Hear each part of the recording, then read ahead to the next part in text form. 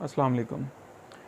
Adrenergic antagonists ये वो drugs हैं जो कि एड्रीनोसेप्टर्स या एड्रीनर्जिक रिसेप्टर्स पे जाके एक्ट करती हैं, उन रिसेप्टर्स को ब्लॉक कर देती हैं, जिसकी वजह से क्या होता है, एंडोजिनस कैटेकोलामीन्स जो हैं वो एक्टिवेट नहीं होते। तो इस वजह से क्या होगा, सिंपैथेटिक सिस्टम की एक्टिविटी जो है वो कम हो जाएगी। तो एड्रीनर्जिक एंटागोनिस्ट जो हैं इनको हम सिंपैथोलिटिक ड्रग्स भी बोल सकते हैं। सिंपैथोलिटिक्स बेसिकली अब वो ड्रग्स हैं जो कि सिंपैथेटिक नर्वस सिस्टम की एक्टिविटी को डिक्रीज़ करती हैं। अब पहले हम इसमें डिस्कस करते हैं कि इसकी क्लासिफिकेशन क्या है। तो हमारे पास जो मेनली दो रिसेप्टर्स हैं, अल्फ़ा और बीटा, जो कि इन्वॉल्व होते हैं सिंपैथेटिक नर्वस सिस्टम में। हमारे पास जो ड्रग्स हैं, अब या तो वो अल्फ़ा ब्लॉकर्स होंगी या वो बीटा ब्लॉकर्स होंगी। अल्फ़ा ब्लॉकर वो ड्रग्स होंगी जो कि अल्फ़ा रिसेप्टर्स को ब्लॉक करेंगी। बीटा रिसेप्टर ब्लॉकर जो हैं वो बीटा रिसेप्टर्स को ब्लॉक करेंगी। फर्दर अगर हम इसकी क्लासिफिकेशन में जाएं तो पहले हम बात करते हैं अल्फ़ा ब्लॉकर्स की। अल्फ़ा ब्लॉकर्स में हमारे पास जो कैटेगरीज हैं ड्रग्स की, या तो वो नॉन सिलेक्टिव होंगी, अब नॉन सिलेक्टिव, और दूसरी होंगी सिलेक्टिव। नॉन सिलेक्टिव और सिलेक्टिव का मतलब ये है कि नॉन सिलेक्टिव जो है वो अल्फ़ा 1 को भी ब्लॉक करेगी, अल्फ़ा 2 को भी ब्लॉक करेंगी, लेकिन जो सिलेक्टिव हैं वो सिर्फ अल्फ़ा 1 को या सिर्फ अल्फ़ा 2 को ब्लॉक करेंगी। तो इस तरह से इनकी जो है वो सिलेक्टिविटी होगी। अगर हम नॉन सिलेक्टिव ड्रग्स की बात करें तो इसमें हमारे पास जो एग्जांपल्स हैं वो दो हमारे पास मेन ड्रग्स हैं। एक होती है फिनॉक्सीबेंजामीन,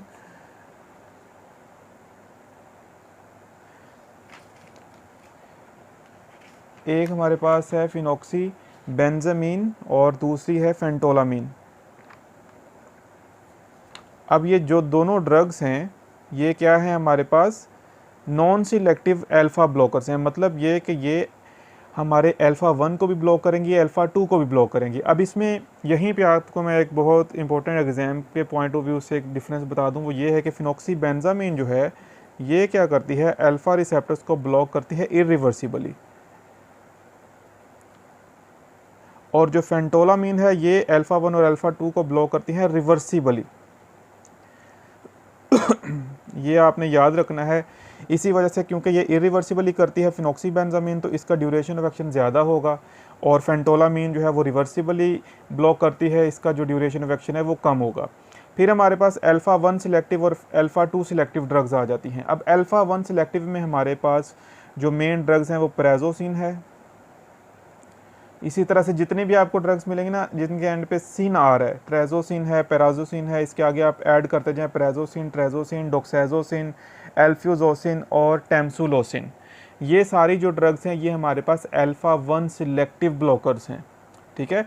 फर्दर जब हम इनकी ड्रग्स की बात करेंगे, फर्दर इनके अंदर जो सिलेक्टिविटी है उनके रिसेप्टर्स की बेस पे उनको हम दोबारा से देख लेंगे। और अल्फ़ा 2 ब्लॉकर जो हैं ये सिलेक्टिव अल्फ़ा 2, इसमें हमारे पास एक ही ड्रग है यूहिम्बिन के नाम से।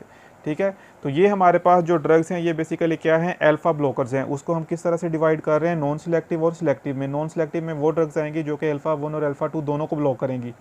फिनॉक्सीबेंजामीन जो है ये इरिवर्सिबली ब्लॉक करती है रिसेप्टर्स को, फेंटोलामीन रिवर्सिबली ब्लॉक करती है।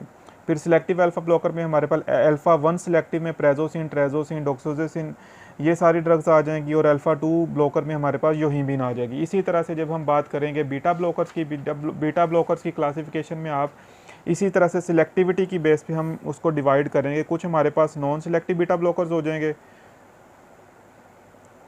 कुछ जो है वो हमारे पास सिलेक्टिव आ जाएंगे। ठीक है। फर्दर इसमें हम देखते हैं कि क्या क्या चीज़ें आ सकती हैं। अब नॉन सिलेक्टिव जो है उसमें हमारे पास जो ड्रग है, मेनली एक ड्रग जो है वो प्रोप्रेनोलोल है। इसके अलावा हमारे पास जो नॉन सिलेक्टिव का मतलब है कि बीटा 1 बीटा 2 दोनों को ब्लॉक करेंगी, और सिलेक्टिव का मतलब है कि सिर्फ बीटा 1 को ब्लॉक करना। अब एक प्रोप्रेनोलोल आ गई नॉन सिलेक्टिव में। इसके अलावा हमारे पास क्या है, टीमोलोल एक ड्रग है, ये भी नॉन सिलेक्टिव है। नेडोलोल जो है ये भी नॉन सिलेक्टिव है। ये क्या है, हमारे पास नॉन सिलेक्टिव बीटा ब्लॉक्स, मतलब ये कि ये बीटा 1 और बीटा 2 दोनों को ब्लॉक करेंगी। सिलेक्टिव जो ड्रग्स हैं, सिलेक्टिव में हमारे पास बेसिकली क्या है, सिलेक्टिव जो बीटा 1 को सिर्फ ब्लॉक करती हैं। अब इसमें हमारे पास जो मेन ड्रग्स हैं, एक एस्मोलोल है, एस्मोलोल के अलावा हमारे पास एस ब्यूटोलोल, एटिनोलोल, और हमारे पास इसमें आ जाती है मेटोप्रोलोल।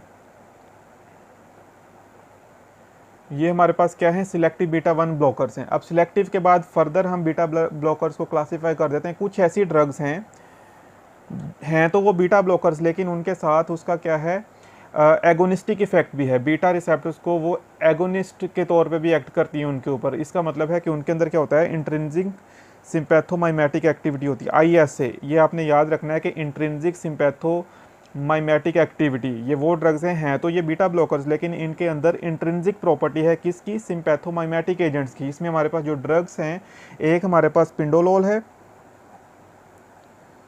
और इसके अलावा हमारे पास जो ड्रग है वो है एस ब्यूटोलोल। ये क्या है, ये हमारे पास वो ड्रग्स हैं जो कि बीटा ब्लॉकर्स के अंदर हैं, लेकिन इनके अंदर क्या है, पार्शियल एगोनिस्टिक एक्टिविटी है या इंट्रिंसिक सिंपैथोमाइमेटिक एक्टिविटी है।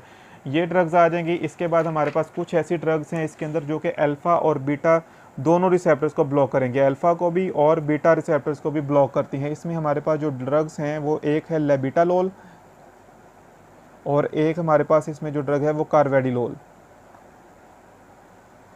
तो ये बेसिकली सारी क्लासिफिकेशन है। जब भी आपको एग्जाम में क्लासिफिकेशन पूछी जाएगी एड्रिनर्जिक एंटागोनिस्ट की या सिंपैथोलिटिक एजेंट्स की, तो आप इसी तरह से क्लासिफाई करेंगे। हमारे पास मेन दो क्लासेस हैं, alpha blocker, beta blocker. Alpha को हम डिवाइड कर रहे हैं नॉन सिलेक्टिव और सिलेक्टिव में। नॉन सिलेक्टिव में वो अल्फा ब्लॉकर्स आएंगे जो कि अल्फा 1 और अल्फा 2 दोनों को ब्लॉक करेंगे। इसमें ड्रग्स कौन सी हैं, फिनोक्सीबेंजामीन और फेंटोलामीन। और इसी तरह से जो सिलेक्टिव है उसमें हमारे पास फर्दर हम उसको कहते हैं कि कुछ अल्फा 1 सिलेक्टिव ड्रग्स हैं, ब्लॉकर्स हैं, कुछ अल्फा 2 सिलेक्टिव ब्लॉकर्स हैं।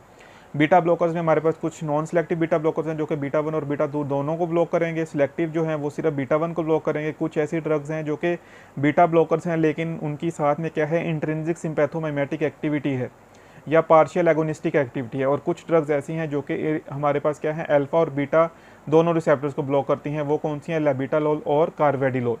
अब फर्दर हम इनकी जो है डिस्कशन देखते हैं, हर ड्रग की एक्सप्लेनेशन के किस तरह से हम इसकी फार्माकोलॉजी को एक्सप्लेन करेंगे। तो पहले हमारे पास क्या है, अल्फा ब्लॉकर्स। अल्फा ब्लॉकर्स में अगर हम नॉन सिलेक्टिव ड्रग्स की बात करें तो मेन हमारे पास इसमें क्या है, फिनोक्सीबेंजामीन। फिनोक्सीबेंजामीन जो है ये बेसिकली क्या है, ये नॉन सिलेक्टिव अल्फा ब्लॉकर है। इसका मतलब है ये अल्फा 1 और अल्फा 2 दोनों रिसेप्टर्स को ब्लॉक करेगी, ठीक है। इसके अलावा इसमें अब जो ज़रूरी चीज़ें हमें वो देखनी है कि इनका मैकेनिज्म तो ये हो गया कि अल्फ़ा 1 और अल्फ़ा 2 को ब्लॉक कर रही है। अब ये आपको समझना है कि अल्फ़ा 1 और अल्फ़ा 2 कहाँ पे हैं। तो हमने ये पढ़ा था कि यहाँ पे जो है अल्फ़ा 2 होते हैं प्री साइनेप्टिक न्यूरॉन के ऊपर, और पोस्ट साइनेप्टिक जो इफेक्टर ऑर्गन है, ख़ास तौर पे हमने बात की थी कि हमारे जो स्मूथ मसल्स है वहाँ पे प्रेजेंट होते हैं अल्फ़ा 1। तो अल्फ़ा 1 जब नॉर्मली एक्टिवेट होते हैं तो उससे क्या होता है, वेजो कंस्ट्रिक्शन होती है, ठीक है, वेजो कंस्ट्रिक्शन होती है जब ये अल्फ़ा 1 एक्टिवेट होते हैं। तो अगर हम इसको ब्लॉक कर देंगे तो वेजो डायलेशन हो जाएगी, ये आपने याद रखना है।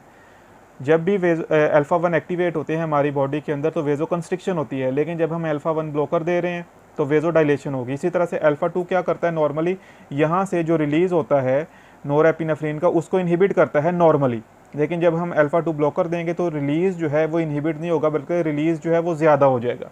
तो ये दो इंपॉर्टेंट चीज़ें जो हैं वो आपको याद रखनी है। अब हम बात करते हैं फार्माकोलॉजिकल एक्शंस के। तो एक्शंस में हम पहले बात करते हैं कि इसके जो कार्डियोवास्कुलर इफ़ेक्ट्स हैं वो क्या होंगे, CVS के ऊपर क्या इफ़ेक्ट्स आएंगे, फिनोक्सीबेंजामीन के।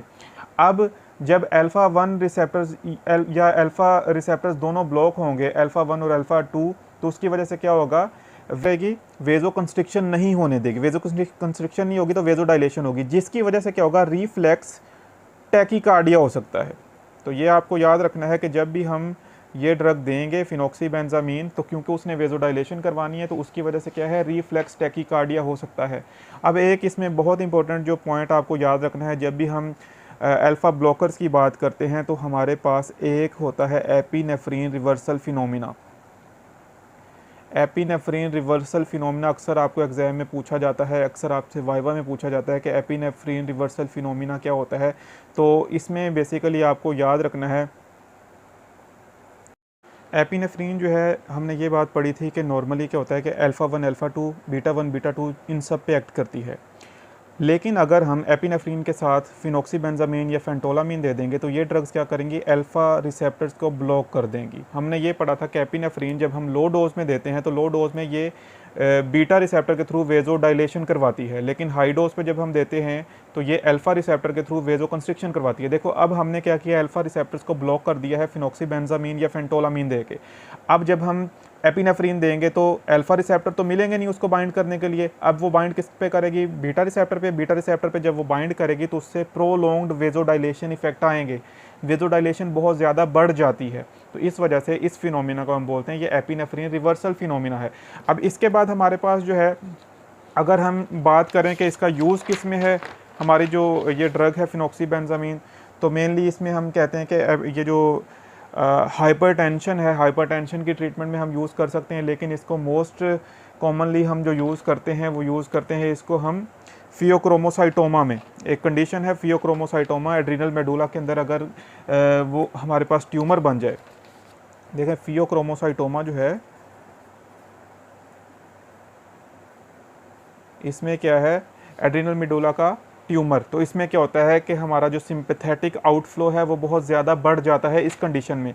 तो नॉर्मली तो हम क्या करते हैं कि ट्यूमर को रिमूव करते हैं सर्जिकली, ठीक है, ऑपरेट करवा के, लेकिन उस सर्जिकल ऑपरेशन से पहले हम उस पेशेंट को ये ड्रग्स भी देते हैं ताकि उसका जो सिंपैथेटिक आउटफ्लो है वो कम हो सके, ठीक है। इसके अलावा अगर वो पेशेंट जिसके अंदर हम ऑपरेट नहीं कर सकते, उस क्रॉनिक कंडीशन है फियोक्रोमोसाइटोमा की, तो उसमें भी हम ये ड्रग यूज़ करके उसको मैनेज कर सकते हैं। फिर इसके अगर हम एडवर्स इफ़ेक्ट्स की बात करें तो एडवर्स इफ़ेक्ट में आपने याद रखना है कि जब भी हम ये ड्रग देंगे तो ये क्या करेगी, पोस्चरल हाइपोटेंशन करवाएगी ये ड्रग। पोस्चरल हाइपोटेंशन का मतलब है कि जब भी ये ड्रग ली उसके बाद अगर पेशेंट अपनी पोजीशन चेंज करता है, फॉर एग्जांपल वो लेटा हुआ था या बैठा हुआ था, उसके बाद अगर वो खड़ा होगा तो उसका हाइपोटेंशन हो जाएगा, ब्लड प्रेशर कम हो जाएगा, इसको हम पोस्चरल हाइपोटेंशन बोलते हैं। इसके अलावा एडवर्स इफ़ेक्ट्स की बात करें तो इसमें नेज़ल स्टफनेस हो जाती है, नेज़ल स्टफनेस, ठीक है। इसके अलावा इसमें नोज़िया और वॉमिटिंग हो सकती है जब भी हम ये ड्रग्स देंगे। तो ये हमारे पास इसके एडवर्स इफ़ेक्ट्स आ जाएंगे। अब हमने कोशिश ये करनी होती है, अगर हमने ये पेशेंट को किसी को ड्रग देनी है, ये जो फिनॉक्सीबेंजामीन है, तो हमने उसको ये काउंसलिंग देनी है कि वो या तो ड्रग जो है वो रात के टाइम ले, उसके बाद उसने जो है वो खड़े नहीं होना, पोजीशन उसने चेंज नहीं करना, वरना जो है वो फेंट भी हो सकता है। अच्छा, ये जो फिनॉक्सीबेंजामीन थी हमने ये स्टार्ट में बात की कि क्योंकि ये इरिवर्सिबली बाइंड करती है। इरिवर्सिबली कैसे बाइंड करती है, देखो ये जो है ये कोवेलेंट बॉन्ड बना लेती है अपने रिसेप्टर के साथ। कोवेलेंट बॉन्ड जो है वो ब्रेक नहीं होता, तो इसका मतलब है कि जब ये बाइंड कर जाएगी अपने रिसेप्टर के साथ तो उसके बाद वो जो कोवेलेंट बॉन्डिंग की वजह से जो वो रिसेप्टर है उसने दोबारा से एक्टिवेट नहीं होना, बल्कि क्या होगा, नया रिसेप्टर डिवेलप होगा। लेकिन उसमें डिवेलप होने में कितना टाइम लगता है, 24 आवर्स। इसका मतलब है ये जो ड्रग है इसका जो इफेक्ट है वो 24 आवर्स तक रहेगा। लेकिन अगर हम इसके ऑपोजिट फेंटोलामीन की बात करें, फेंटोलामीन भी हमारे पास क्या है, non selective alpha blocker, alpha 1 और अल्फा 2 दोनों को ब्लॉक करती है, लेकिन इसमें यह है कि ये रिवर्सिबली बाइंड करती है। रिवर्सिबली बाइंड करने का मतलब ये है कि बाइंड करेगी उसके बाद ये बाइंडिंग रिमूव हो जाएगी और इसका जो इफेक्ट है ये ऑलमोस्ट 4 आवर्स तक रहता है। तो ये दोनों का आपने डिफरेंस याद रखना है। बाकी जो इफ़ेक्ट्स हैं वो ऑलमोस्ट सारे सेम है इसके, जैसे कि हमने उसकी बात की फिनॉक्सीबेंजामीन की, सारे इफ़ेक्ट सेम रहेंगे। बाकी इसमें आपको ये याद रखना है कि ये इसका जो ड्यूरेशन ऑफ एक्शन है वो शॉर्ट है और इसको हम जो है फियोक्रोमोसाइटोमा की शॉर्ट टर्म मैनेजमेंट के लिए यूज़ कर सकते हैं। इसके बाद अगर हम सिलेक्टिव जो ड्रग्स हैं उनकी बात करें, जो कि सिर्फ अल्फ़ा 1 ब्लॉकर्स हैं, अल्फ़ा 1 ब्लॉकर्स जो सिलेक्टिव ड्रग्स हैं, अगर उसकी बात करें तो उसमें मेनली हमारे पास क्या है, प्रेजोसिन वगैरह ड्रग्स हैं, प्रेजोसिन, ट्रेजोसिन, डॉक्सोजोसिन, टेम्सुलोसिन, एल्फ्यूजोसिन। अब ये सारी ड्रग्स क्योंकि सिर्फ अल्फ़ा 1 को ब्लॉक कर रही हैं तो हम क्या कर सकते हैं, इनकी जो ट्रीटमेंट है बेसिकली देखिए एक डिजीज़ है बिनाइन प्रोस्टेट हाइपरप्लेजिया। हम अगर इसको ट्रीट करना चाहते हैं तो हम क्या करते हैं, नॉन सिलेक्टिव की बजाय सिलेक्टिव ब्लॉकर्स देते हैं। उसकी रीज़न ये होती है कि अल्फ़ा 1 जब हम देंगे तो हमारे जो बिनाइन प्रोस्टेट ग्लैंड है, प्रोस्टेट ग्लैंड के ऊपर क्या होता है, अल्फ़ा 1 रिसेप्टर्स प्रेजेंट हैं, तो इनको वो ब्लॉक करेगा जिसकी वजह से वेजोडाइलेशन होगी। लेकिन मसला ये है कि जब हम अल्फ़ा 1 ब्लॉकर दे रहे हैं तो हमारी बॉडी में जितने भी स्मूथ मसल्स हैं उनके ऊपर जो अल्फ़ा 1 रिसेप्टर्स हैं वो भी ब्लॉक होंगे, वेजोडाइलेशन हो जाएगी, प्रोलॉन्ग्ड वेजोडाइलेशन। तो इसकी वजह से क्या है, फर्स्ट डोज हाइपोटेंशन होती है। ये आपने याद रखना है, फर्स्ट डोज हाइपोटेंशन। ये बहुत ज़रूरी है कि जब भी आप ये ड्रग्स देंगे किसी को अल्फ़ा 1 ब्लॉकर्स, तो उसमें फ़र्स्ट डोज हाइपोटेंशन लाजमी होगी। ये आपसे एमसीक्यू में पूछा जाएगा कि ये जो ऑप्शंस हैं, कुछ 4 ऑप्शंस आपसे दिए जाएंगे, उसमें पूछा जाएगा कि इसमें से फ़र्स्ट डोज हाइपोटेंशन कौन सी ड्रग करवाएगी, तो अल्फ़ा 1 ब्लॉकर उसमें से होगी। देखो अल्फ़ा 1 ब्लॉकर देंगे तो वेजोडाइलेशन भी हो रही है स्मूथ मसल्स की, और साथ में बिनाइन प्रोस्टेट हाइपरप्लेजिया भी ठीक हो रहा है। लेकिन हमारे पास इसी के अंदर एक ड्रग है अल्फ़ा 1 ब्लॉकर के अंदर, टैमसुलोसिन। देखें इसका बहुत इंपॉर्टेंट फंक्शन आपको याद रखना है कि टैमसुलोसिन अल्फ़ा 1 के अंदर जो फर्दर इसकी सब क्लासेस हैं, अल्फ़ा 1 के अंदर हमारे पास हमने बात की थी कि इसको हम फर्दर जो है ना सब क्लासीफाई करते हैं। उसमें हमारे पास अल्फ़ा 1A और अल्फ़ा 1D, ये स्पेसिफिकली ये जो 2 रिसेप्टर्स हैं अल्फ़ा 1 के अंदर, अल्फ़ा 1A और अल्फ़ा 1D, ये हमारे ग्लैंड्स के ऊपर पाए जाते हैं, प्रोस्टेट ग्लैंड्स के ऊपर। तो अगर हमने बिनाइन प्रोस्टेट हाइपरप्लेजिया को ट्रीट करना है, इसकी ट्रीटमेंट करनी है, तो हम क्या करते हैं, प्रेजोसिन ट्रेजोसिन वगैरह देने के बजाय हम क्या करते हैं, उसको टैमसुलोसिन देते हैं, ताकि सिर्फ जो हमारे प्रोस्टेट ग्लैंड्स के ऊपर जो अल्फ़ा 1 रिसेप्टर्स हैं, सिर्फ वही जो हैं ब्लॉक हों और वहाँ पे वेजोडाइलेशन हो और यूरिनरी इनकॉन्सिस्टेंसी जो है वो ठीक हो सके।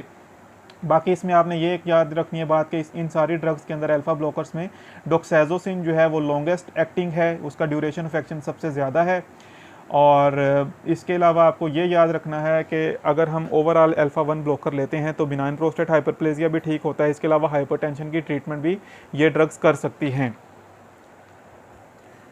इसके बाद अगर हम अल्फ़ा 2 जो सिलेक्टिव ब्लॉकर्स हैं उसकी बात करें, तो अल्फ़ा 2 सिलेक्टिव ब्लॉकर में हमारे पास जो ड्रग है वो यूहिम्बिन है। और यूहिम्बिन के बारे में आपको ये याद रखना है कि ये बेसिकली एक सिलेक्टिव अल्फ़ा 2 ब्लॉकर है, जो कि हमें यूहिम ट्री जो है उसकी बार्क से हासिल होता है। अब अल्फ़ा 2 कहाँ पे प्रेजेंट होते हैं, प्री सिनेप्टिक न्यूरॉन के ऊपर, यहाँ पे, जिसका काम क्या होता था कि नोरेपिनेफ्रिन के रिलीज़ को रोकना। लेकिन जब हम इसको ब्लॉक कर देंगे तो नोरेपिनेफ्रिन का रिलीज़ बढ़ जाएगा।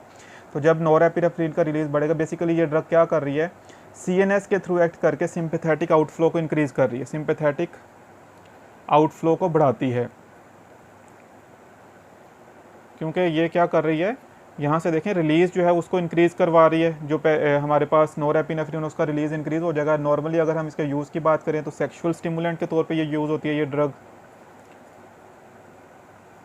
और इसके अलावा इसमें ज़्यादा आपको चीज़ें याद रखने की ज़रूरत नहीं है, आपको बस इतना याद रहना चाहिए कि यूहिम्बिन जो है, अगर आप कोई ड्रग ले रहे हैं जो कि सीएनएस या कार्डियोवास्कुलर कंडीशंस में आप यूज़ कर रहे हैं, तो उसमें ये कॉन्ट्रा इंडिकेटेड होती है, क्योंकि ये जो ड्रग है ये सीएनएस और कार्डियोवास्कुलर स्टिमुलेंट है।